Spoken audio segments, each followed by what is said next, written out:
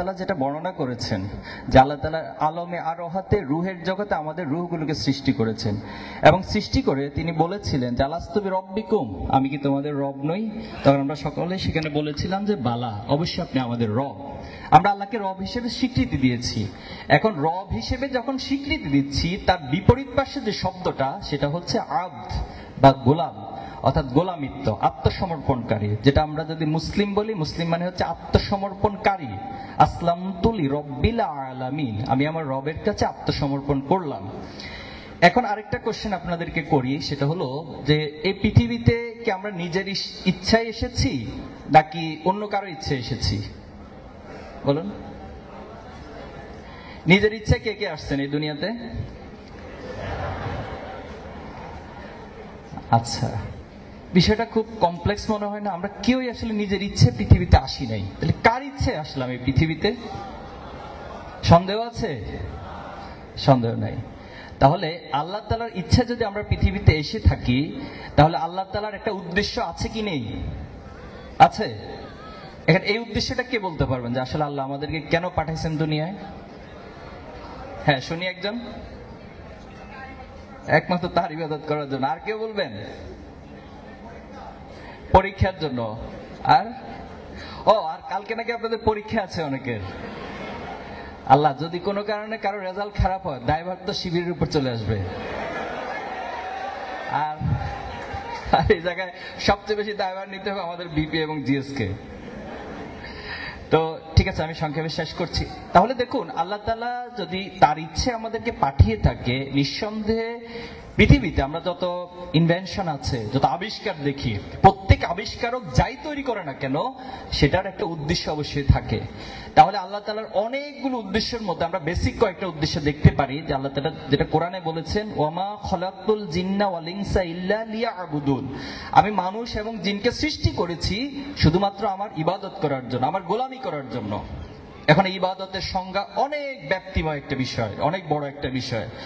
এটাকে যদি আমরা এক লাইনে নিয়ে আসি, সেটাও কোরআনে আল্লাহ তাআলা বলছে, মা আতাকুমুর রাসূল ফাখুযু ওয়া মা নাহাকুম আনহু ফান্তাহু, রাসূল তোমাদের কাছে যা উপস্থাপন করছে সেটা তোমরা গ্রহণ করো, আর রাসূল তোমাদেরকে যে কাজগুলো থেকে নিষেধ করেছেন সেটা থেকে তোমরা বিরত থাকো।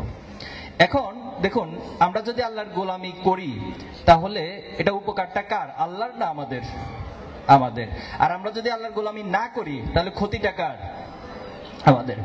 এক্ষেত্রে সূরা রহমান একটা আয়াত আল্লাহ তাআলা বলছেন যে ইয়া মা'আশারাল জিন্নি ওয়াল ইনস ইন ইসতাতা'তুম আন তানফুযু মিন আকতারিস সামাওয়াতি ওয়াল আরদ ফানফুযু লা তানফুযুনা ইল্লা বিসুলতান, যে হে মানুষ এবং জিন জাতি, তোমাকে সৃষ্টি করা হয়েছে আমার গোলামি করার জন্য।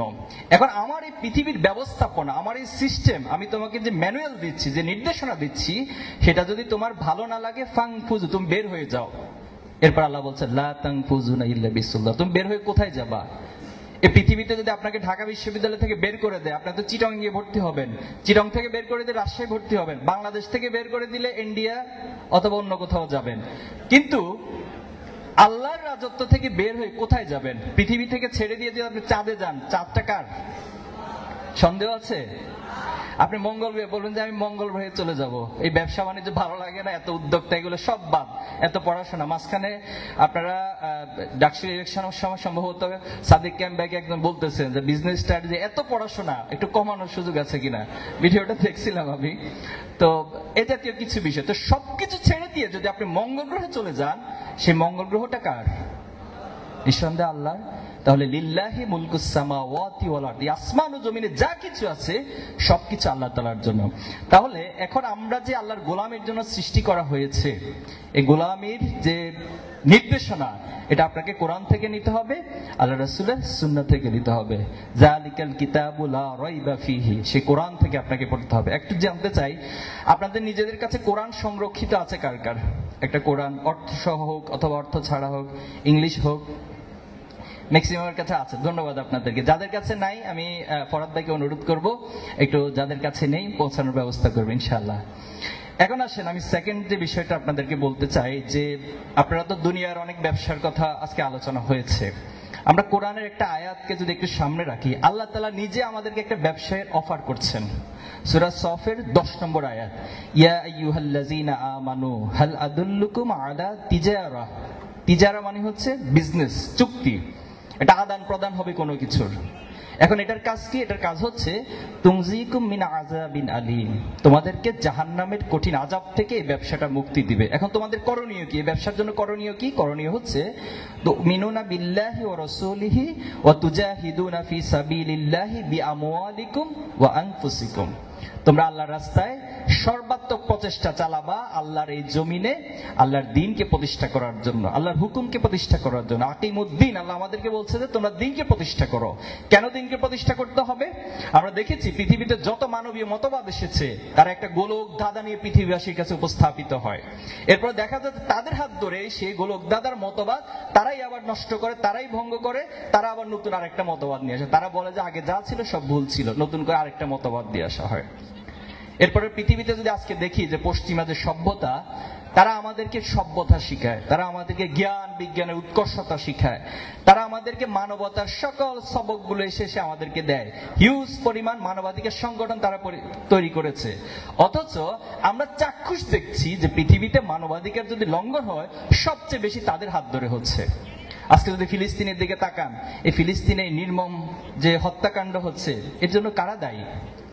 এজন্য তো কোন মুসলিম কান্ট্রি দায়ী নয়, এজন্য তো যারা সভ্যতার ধারক বাহক, মানবতার ধারক বাহক, তারা দায়ী। এজন্যই আল্লাহর পক্ষ থেকে আল্লাহ রাসূলকে যে দিন সহকারে পাঠানো হয়েছে, হুয়াল্লাযী আরসালা রাসূলাহু বিল হুদা ওয়া দীনিল হক লিইয়ুযহিরাহু আলা দীনি কুল্লি। সকল মতাদর্শের মানবীয় মতাদর্শ মানুষকে আলটিমেট শান্তি দিতে পারে না, বরং সেখানে জাহিলিয়াত একটা সমাজকে আল্লাহ রাসূলুল্লাহ সাল্লাল্লাহু আলাইহি ওয়াসাল্লাম সে দ্বীনে হক সহকারে এমন ভাবে প্রতিষ্ঠিত করেছেন, সেটা সত্যিকার অর্থে একটা ন্যায় এবং ইনসাফের সমাজ হয়েছে, একটা বৈষম্যহীন সমাজ হয়েছে। সেখানে বৈষম্যহীন সমাজ ব্যবস্থার জন্য কাউকে আন্দোলন করতে হয় না, সেখানে বৈষম্যহীন সমাজ ব্যবস্থার জন্য আবু সাইদদেরকে জীবন দিতে হয় না, বরং সেখানে অটোমেটিকলি আল্লাহর পক্ষ থেকে পাঠানো যে ইনসাফ, সেই ইনসাফ প্রতিষ্ঠিত হয়। এখন আসুন, আমরা যদি এই ব্যবসা করতে চাই তাহলে আমাদেরকে আল্লাহর প্রতি ঈমান আনয়ন করতে হবে এবং সর্বাত্মক প্রচেষ্টা চালাতে হবে। আর এর মধ্যে আল্লাহ তাআলার পক্ষ থেকে ঘোষণা হচ্ছে আল্লাহ আমাদেরকে জাহান্নাম থেকে মুক্তি দিবেন। আমরা জাহান্নাম থেকে মুক্তি চাই? জান্নাতে যেতে চাই? জান্নাতে যদি যেতে চাই তাহলে আল্লাহ নির্ধারিত যে বিধান সেটা আমাদেরকে পালন করতে হবে। আমি সর্বশেষ পয়েন্ট বলে শেষ করছি। দেখুন, ঢাকা বিশ্ববিদ্যালয়ে আপনারা বিজনেস স্টাডিজ যে ফ্যাকাল্টি এখানে চান্স পেয়েছেন, নিঃসন্দেহে এটা অনেক স্বপ্নের একটি জায়গা, অনেক শিক্ষার্থীর কাছে স্বপ্নের জায়গা। যে স্বপ্নের জায়গাতে আপনারা এসেছেন, এজন্য আল্লাহর কাছে অবশ্যই আপনার শুকরিয়া আদায় করেছেন। আল্লাহ নীতিমালা হচ্ছে আপনি যত বেশি আল্লাহর শুকরিয়া আদায় করবেন, ফাইন শাকারতুম লাযিদান্নাকুম, আল্লাহ আপনাকে আরো বাড়িয়ে দিবেন। কিন্তু কোনো কারণে আপনার মধ্যে যদি অহংকার তৈরি হয়, পৃথিবীতে আপনি বিশ্লেষণ করে দেখবেন যত ক্ষমতাশালী ছিল, যত বিত্তশালী ছিল, তাদের পতনের অন্যতম একটা কারণ ছিল তারা একটা পর্যায়ে অহংকারী হয়ে উঠেছিল। তারা মনে করেছে পৃথিবীতে যা কিছু সবটা আমার মধ্য দিয়ে হয়েছে, আমার যোগ্যতা দিয়ে হয়েছে। আপনার যোগ্যতার পাশাপাশি আপনাকে এটা বিশ্বাস করতে হবে যে আল্লাহ তাআলা চেয়েছেন দেখেই আপনি অর্জনগুলো করতে পেরেছেন।